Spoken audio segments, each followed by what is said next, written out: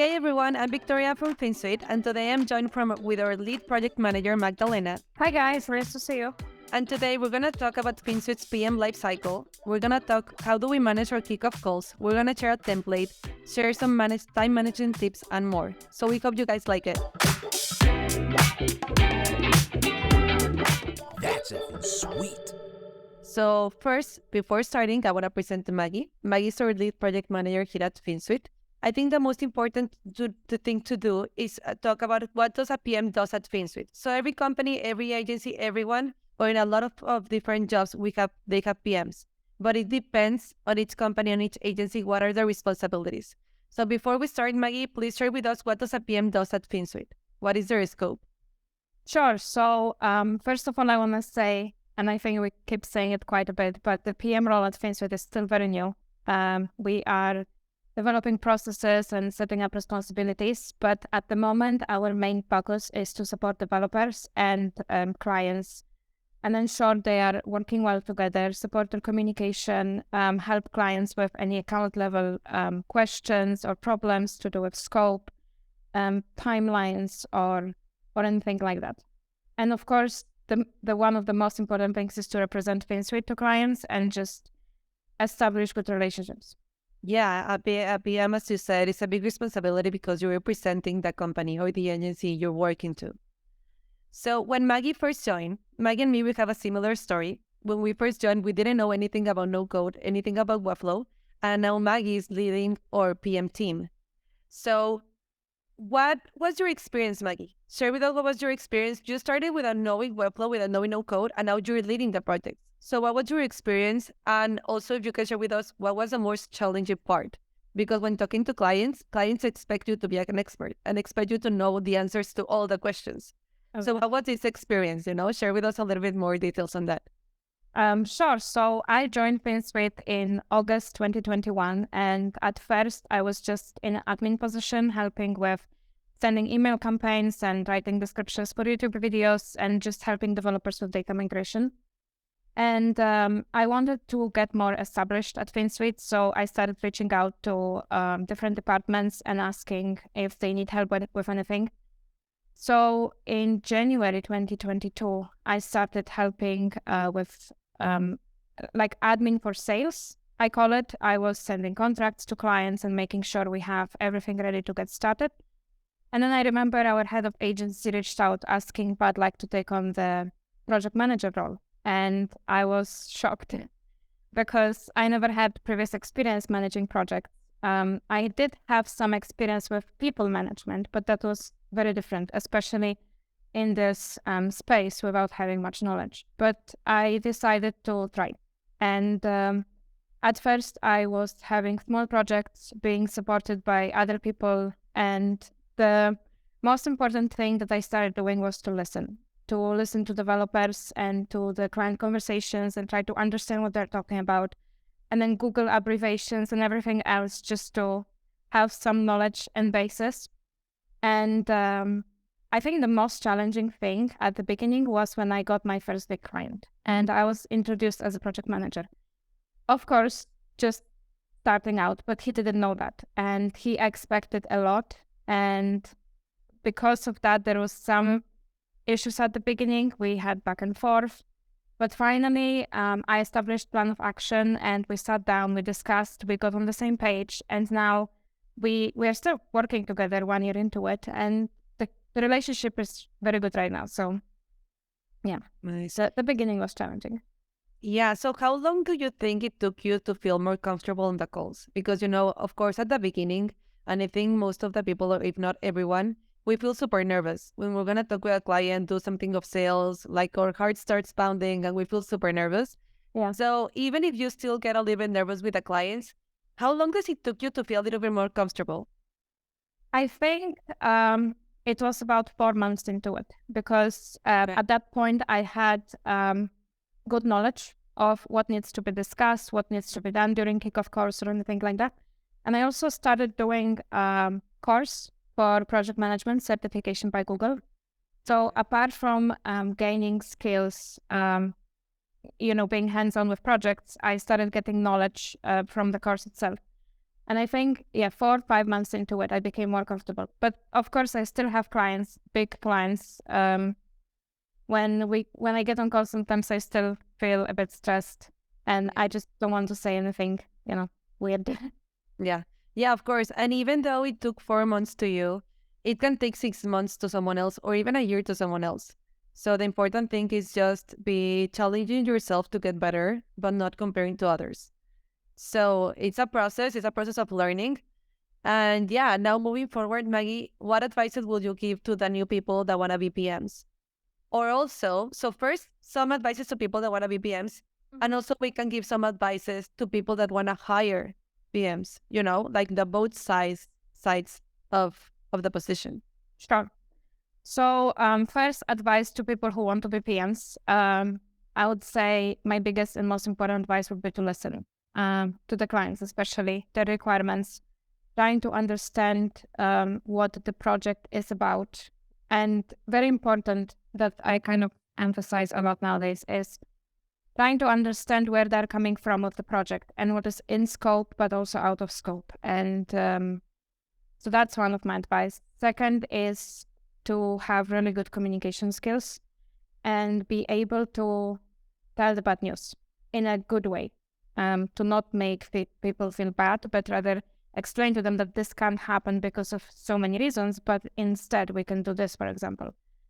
And then be a good team player, because being a project manager, you manage a team of people, sometimes maybe just one developer, but to be able to communicate well with them and have friendly professional relationship is super important. Yeah. And I think something important also is some of us need to be PMs as well as developers when we work directly with clients, either with or without other partners on a project. And I think that's a really important point. Sometimes you have to be like many positions in one person. So you have to do the sales, you have to do the PM, and you have to do the development part. What do you think of that, or what Ben is sharing? I think that's very important point for freelancers, and honestly, I admire you people because, for me, being a PM is challenging, but then being a PM and a developer and a salesperson in one is just on another level. So kudos to you all, freelancers. Yeah. Yeah, it's not easy, and doing everything in one, that's really impressive. So in Finsweet, we have PMs and we have lead project manager. So what's the difference of these two positions, Maggie? Because you started as a PM and now you're the lead PM. So what are your new responsibilities? What did it change? What do you do now that you didn't do before? Share a little bit of the new position you're leading now. Sure. So I'll start with what I do as a lead project manager. Aside from managing my clients and the projects, I am also now managing team of developers as well as team of project managers, which we are currently growing. And one of my responsibilities is assigning projects to developers, managing their availability, their billable hours, but also managing them on a personal level in terms of making sure they are happy and satisfied with work, making sure they are not overworking or they work only when they want to work and get projects that they're looking forward to rather than something that is forced on them. And one of the tools I'm using for that, we just started recently, is Mosaic. So that's also my responsibility to put all the projects in there, assign developers, make sure they track their hours, and just maintain the whole project management system at Finsweet. So what you were saying right now, Maggie, of managing everything, managing developers, clients, your own personal tasks. From what you're telling me and from what you're sharing with me and what I see, one of the skills that is really important as a PM and as many other positions in a company or agency, it's time management. Yes. So time management, it's something tricky, and it gets more tricky when you work with people worldwide, because there's different time zones. It's 5 p.m. right now for you, 10 a.m. for me. So maybe you're ending your day, I'm starting my day. And then if you don't have a time organization, you will be working 24 hours. Yeah. So how is it time management? Yeah. So how is time management for you? How have you been able, did you struggle with that at the beginning? And how did you manage that time? How are you organizing your day? Yeah. So I did struggle with time management, and I want to say I still do. Not much of managing the time, but just managing myself in terms of disconnecting from work. I just have problem with that. I go to the cinema and while I'm watching a movie, I'm checking my work messages. So that's something I still am working on. But in terms of time management in general, what helps me is I do a to-do list for a week ahead, and I write down all the important things that I need to take care of for each project, and I revisit that list multiple times a day, just making sure that I'm on track with everything. I set up a Calendly link. I haven't used it before much, but now I am finding it to be super useful because when I need to set up a meeting, especially with my internal team, all I have to do is send them a link, and we don't need to spend time going back and forth, asking each other, when are you available, what time is it for you, and things like that. What helps is prioritization, which I have a lot of clients right now, and some of the tasks that come in are more important than others in terms of timeline. So knowing which thing to attend to first is super important. Something that also helps me is in Slack, we have channels for clients. And now I have my PM who has his own clients, but I'm also involved in his channels. So I created sections and I just grouped channels as per my clients, my PM's clients, my team. So that also helps to save some time because I just go to a specific section and I don't need to keep going back and forth through the whole Slack with having 50 channels looking for that one. And another thing, like Victoria mentioned, working with a team that is in different time zones can be tricky. So what I do is I'm available throughout the day with breaks. I wake up and I'm available for replying to messages. Then I have some time for myself. Then I start working in the afternoon. I work for 3 hours, then there's break, and then I'm available again in the evening. So I try to work in breaks to ensure that I have time for anybody who is in different time zones and needs something at a given time. Yeah, and some tips that I also do besides everything that Maggie's sharing, I put everything in my calendar. So in my calendar, I have the meetings I will have to go through the day. And as the free spaces, I put an event of 30 minutes, 1 hour, 15 minutes, depending the task that I have to do. So I kind of organize my whole day. It's not a strict organization. Of course, sometimes something will happen or something urgent and you will have to readapt. But it's really good to put it in either in events, in your calendar, or an agenda to write. Because at the beginning, in my personal experience, I always thought that I will remember everything. Like, okay, I have to do this, and this. And I thought that my mind will remind everything that I needed to do. And then at the end of the day, I was like, I forgot to do this. And I ended up connecting like at 12 a.m., like 1 a.m. in the morning to do what I missed doing because I forgot. So I started to write, and that has helped me a lot. Like before leaving work, the computer or anything, I go through a list and I'm like, okay, if there's nothing working for today, I can keep it up tomorrow. But that helps me not to be almost sleeping and then be like, I forgot something. I have to connect again, you know? So yeah, writing, it's a lifesaver for me. Definitely. It has helped me a lot, yeah. And talking about time management, Maggie, how your day-to-day looks like? Like, are you the whole day in meetings or do you divide like in the morning I work, in the afternoon I do meetings? So how do you arrange your day? Good question. So my day-to-day is actually very different. Sometimes I have a day where it's just full calendar of meetings. And I remember my longest day of meetings was I had 7 different meetings with clients. And each meeting was like 30 to 45 minutes. It was insane. But usually I would say I have at least 1 to 2 client meetings a day. Then there are team meetings. Then I do have a lot of communication going on between developers and clients and different projects. We are usually launching at least 1 project a week. So then there's communication about that, or there's something that is happening out of scope, and then communicating with clients how to deal with that situation. Now maintaining Mosaic as well and doing documentation for all the projects. So it's just, I'd say a lot of calls and a lot of writing. Yeah, and even if you schedule your calls with a client or 2 per day or anything, I'm curious if you receive urgent calls. Like, sometimes in your days, a client will be like, this is urgent, we need to connect. Have you received those type of messages? I did. And I had several occasions where the client would message me, let's get on call right now. And I would just leave everything and get on that call because, it doesn't happen often, but when it happens, it's something urgent. So Yes. you just don't have a choice but to attend and find out what's going on. And is it urgent every time? Or sometimes you're like, we could have joined meet just tomorrow or something like that? Or is it always urgent? Like, how do you define when it's actually urgent and you need to connect now with the client? Or if it's something you guys can talk about it tomorrow? Like, how are you able to understand your client to that point? So usually I'm able to determine that just looking at the chat history and knowing where the project is at currently.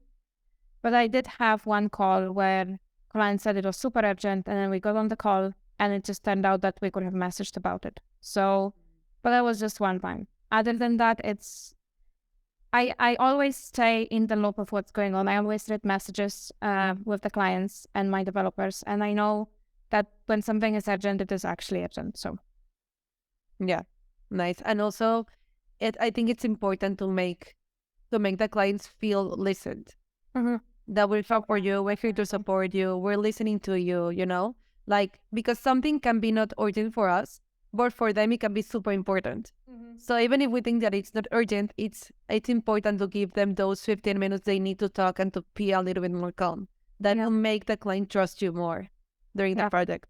And it's also important to, even if I feel like this call was unnecessary, to not make them believe that. You still need to make them feel like, yes, it was urgent and we're attending to your needs. So it's one thing to think whether it's urgent or not, but another to, make the client feel comfortable about their needs. And also you start, tell me if I'm wrong, but with these urgent calls, you start to get to know more your client. And you start to get to know what's really important for that client and what's not that important. So in which things you have to pay a little bit more of attention, right? Yeah, definitely. And clients sometimes surprise me because I sometimes assume things in terms of scope or how would they like to do the next task. And then they come back saying completely the opposite of what I expected. So it's also important to give them the time and understand just where they're coming from. Yeah, and to keep in mind that we don't know everything. And some people think of other things, something is urgent for them that is not for us, so just always be open to listen as my history. We're going to move forward now to talk about the project life cycle as a PM. So we have different phases. We're going to share the details on those phases. So this is the general project life cycle that you will find pretty much in any project management book or course. But I personalized it based on what we do at Finsweet in each phase. So with the initiation phase, what are the responsibilities of the project manager?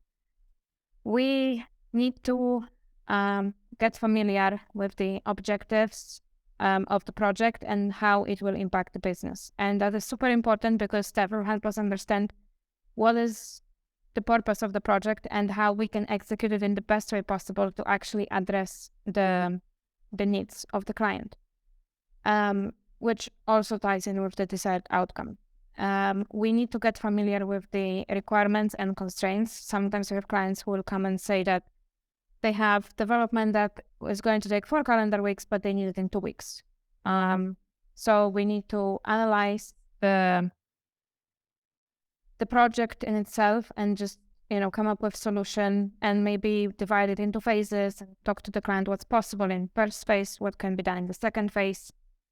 We also pay attention to the known and unknown risks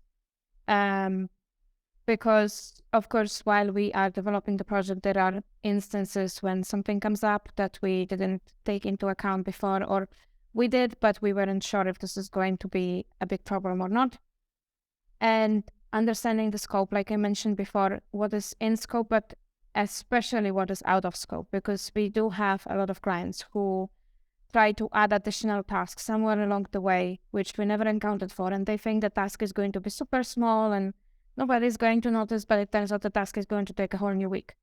So it's very important to understand all this before the project starts, so we can then react in time and be like, okay, hold on, we can't do this. And then, of course, you need to explain why you can't do it. So this phase is mostly about just understanding things before we can move forward with the actual project. In this initiation phase is where you get that contract signed, right, with the clients? Yes. So that is our sales team who does the whole sales process even before the initiation phase, and they send off the contract, sorry. And then while we wait for the contract to be signed and then developers to be assigned and everything else, that's when the project managers get familiar with all these things. And in this phase, it's also time for me as the lead project manager to start looking for developers, assign a project to them, and start the Slack channels, assign project manager, and just make sure everything is ready for the project to get started. Okay. And what about contracts? What types of contracts do we have? Do we have different? Do we use just one? I think that will interest a lot of people to know what contracts do we use. Mm-hmm. Sure. So we have two major type of contracts, which is statement of work and Finsweet service agreement. Depending on the kind of work that is required for each project, we choose one of them. Statement of work is normally a long document which outlines the scope very precisely. And that project is usually a big scale project that lasts between 3 to 6 weeks. Then Finsweet service agreement is maintenance work. So we start that with clients who have small tasks that we don't really scope out and they are built on hourly basis. And under Finsweet service agreement, we also have something called work orders, which are phases of projects, I would say, that last up to 3 weeks. These are like smaller projects that don't really require huge scope or huge agreements or anything like that. Okay, cool. Thank you. Let's move to the second phase. Sure. So the second is planning phase. And in this phase, the project managers, they begin documentation. This is also the time when I introduce my team to the client, and then my PM takes over and schedule calls with the client and the developer just to get to know each other and establish effective communication and just get the project ready. So this is a very simple kickoff checklist, which we prepared just to make sure that we always speak about those things with the clients on the kickoff call. There are some things that we do before, like deciding who needs to be involved in the meeting from the team, and that is usually the developer and the project manager. And depending on the project and the requirements, there might be more people from the team, like the sales team or JavaScript developers or sometimes designers, depending on what the requirements are. So then we schedule a time that works for the client and the team involved, and we always try to adjust to the client time zone. It is not always possible because sometimes we have 12 hours of difference, but as much as possible, we give the preference to the client. The very important thing is to make sure we document what happens during the call. So before we used to just write notes either in the notebook or in Notion and just send it after the call to the client to establish to get on the same page in terms of what was discussed. But now we are looking into automating the process, and we are looking into tools that will record the call and then summarize it for us. And we'll have the record of what was spoken about along with the notes. So we are looking into automating this. Then we create the agenda before the call, and we share it with the client as much as possible so they can also be familiar with what's going to be discussed. And then during the call, we discuss roles and responsibilities of our team members as well as the client team members. And one important thing that I found is that we always need to establish one person from the client team who is the main responsible person, because we had projects where there were few people involved and it just got all over the place. So I always put emphasis on this, that we need to establish one person. Of course, others can be involved, but the one main person who takes decisions. Then we discuss project brief. We speak about the possible risk with the client that we already analyzed in our first phase. And we just get on the same page in terms of what are the objectives, what the project is about, and everything that needs to be discussed. We discuss scope. just to make sure that there is nothing that the client didn't mention to us before or that maybe we didn't include. So once that is established, we also discuss the timeline. We set a deadline, and there are usually two deadlines. One is the deadline by when we hand off the project to the client for feedback. And then the second deadline is when the project actually goes live. So there is usually 3 to 1 week of difference between these two deadlines. We establish communication plan with the client. So usually we use Slack for any sort of communication. But sometimes our clients come with preferred tools, so then we need to get access to them as well. And then we do a Q&A session where our developers can ask any questions that they have before the project gets started. And like I mentioned, after the meeting, we share all the notes in the Slack channel just to have it all written down, because we can always go back to it and see what was discussed. Yeah, and having this checklist helps a lot, because sometimes on the calls you can get distracted with something else you guys are talking about, and then at the end of the call, I don't know if it has happened to you, that you're like, "Oh, I forgot to ask something. Yeah. I forgot to ask this to a client." So having the checklist helps you to remind all the important points you need to know before you start the project. And this also makes me wonder, Maggie, how do you choose what project works with what PM, what developer? How do you decide what the team for that project? So what's the process of assigning all of this to developers? Sure. So there are a few ways that I do it. Depending on the project requirements, I either choose developer who has specific skill set. Like, for example, if it's an e-commerce project, then we look for a developer who has experience doing e-commerce projects.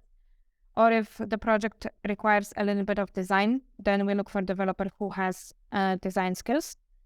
Another way is that I just take the next available developer if the project doesn't have specific requirements. And sometimes I also ask developers, because I know some of them have preferences in terms of what kind of work they like to do. So I then pick few of them who would be a good fit, and then I ask them what if they're happy to take the project on. And sometimes I also build teams. I assign 2 or 3 developers to one project because they might be long and require a lot of work. And how I do it is I choose developers who are in different time zones so they can work around the clock. So one of them works few hours, he stops, and then another one takes over. So it all depends on the project requirements. Nice. And I also like something that you said, like, even if you decide what project goes with what developer, they also have the freedom of saying, I prefer this type of projects. So that also helps them to be excited and be happy with the project they're working on. Yeah. We never force projects on developers. They always have the choice to say no to something. Okay. And coming back to the question of how many projects do a PM manage simultaneously, so how many projects do a PM has, and how many projects do a developer manage simultaneously? Yeah, that's a good question. So because for a long time I was the only project manager at Finsweet, I have over 60 projects currently. But the ideal number, I would say, is between 10 and 20, depending on how big or challenging they are. In terms of developers, I usually assign them one big project, the SOW one, that lasts between 3 to 6 weeks. And then they have between 3 to 5 maintenance projects, which require just some minor changes or small tasks on the way. Nice. And now that we're growing the PM team, it's really good because your goal is to achieve that, right? That you have like in between 10 and 20 projects per PM. Yes.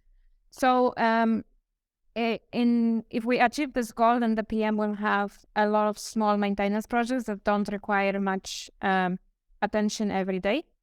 And then a couple of the bigger projects that require being hands-on.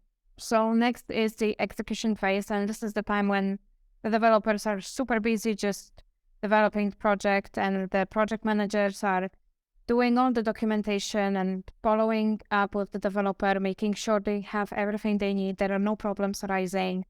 And if there are problems, then, immediately trying to solve them in the best way possible. ensuring that the client is updated on the progress. So like I said, either calls or Slack messages, whatever works best. And just, being really hands-on with everything that's going on. So this is Project Runway template that we currently use for anything to do with projects. This is shared just between PMs and the agency team. So developers don't have access to it. We have another setup for them on a smaller scale that Rohan was sharing on his call a couple of weeks ago. In this setup, it is important for us to document specific things, which I would call sort of like a project charter. This is the naming convention for the projects we have. So first we write the client name, but not the whole thing. It's usually an abbreviation. And then the contract type that they're under, and then there's some mistake. And then quick sentence about the requirements. So for example, migration from WordPress to Webflow. Just a one sentence thing that gives you an idea what the project is about. And then we fill this up with the company name, URL to the current website, what is the company about in general, project description. So again, 1-2 sentences, then main objectives of the project. So sometimes it might be a little bit of design phase and development and maybe integration with something. And then this is the link to Figma or anything else where the designs are. I do try to push for markup as a feedback tool for our clients. So then this is the link where we share it. Stakeholders, which are the main persons of interest in this project, especially the client contact details, then different work requirements, and there's a small list, but as we go and we have new projects, we keep adding to the list. Then here we can select a team person and a project manager and type of contract, starting date, end date of the project, budget, client time zones, and that's super important because we usually want to adjust to the client time zone. And having so many clients, sometimes it's difficult to keep track of who is where. So this is like cheat information for us. Oh, wow. Yes. And that's really cool. And I don't know, for example, it can be New York or we have Pacific Standard Time, so we can write Los Angeles, anything really. And then here, I was just gonna add that that's really cool. It never came to my mind to put like the time zone of the client. But that's a really good idea because if the client is expecting a call in the morning, in the night, I don't know, it's really good so that time of the client when they can meet, when are they expecting to receive or stuff like that. So that's a really great idea. Yeah, it is very useful. And then we have the pages, and here are examples of pages that could be used for documenting a project, but usually we don't use all of them for any given project. We just select few of them. So here we have a nice neat option where we can select whichever pages we need to use for this project, like let's say client feedback and testimonial and contract and retrospective. And then we go to main pages, and then only these pages are showing up. So by doing that, we know which pages are actually filled with information and where we need to look for what. And of course, as you find a need, you can start adding more pages that may not be listed here. Wow, this is really cool. I think this is really helpful. So this is our list of all the projects. And then we have launch calendar. So this calendar shows us what projects are finishing when, which can help us keep track and follow up in case we are running out of time or anything like that. Then we have timeline, which is another neat feature, just showing us where we are in terms of how many days have passed, how many more days to go for each project. And then contract overview. So again, it just shows us what types of contracts we are under with each project. And then in case something doesn't have contract, then it'll appear here, and then we'll know that we need to send some type of contract immediately. Perfect. This is awesome. And the last phase, it will be close. So it will be like the closure of the project. Yes. Okay. So during this phase, we transfer the project to the client. We try to get all the invoicing done and anything to do with paperwork. we schedule a handoff call or training call with the client, again, depending on the requirements of the project. Sometimes we record videos, just doing walkthrough and kind of teaching session of how to use the editor in Webflow. We need to ensure that the project and developer and PM have access to the project as guests, because there are always some things that we need to go in and maybe switch or fix after the launch. We request the client for testimonials. And another thing that we recently started doing is retrospective with the developer. This is a call where PM gets into deep discussion with the developer, speaking about what went right, what went wrong during the project, what we can improve next time with similar type of project. And this is super helpful because it's very valuable to hear from developers how they feel and how they would improve things if it was in their hands. And we are here to support them. So this is a good tool for us to know for the future how to make their life easier being PMs. That's awesome, because we say there needs to be a good communication with the client, but there also needs to be a good communication with the team. So having these calls makes you to get to know more than PM, makes to get to know more the dev and everything for the next projects. So it's really cool that you guys are having these calls. Yeah. Nice. I like it. So this is the end of this video. Thank you everyone for watching. And thank you, Maggie, for sharing all those amazing tips. Thank you guys for joining, and see you at the next one. If you guys like this type of content, please help us with a like and a comment and subscribe. Bye bye.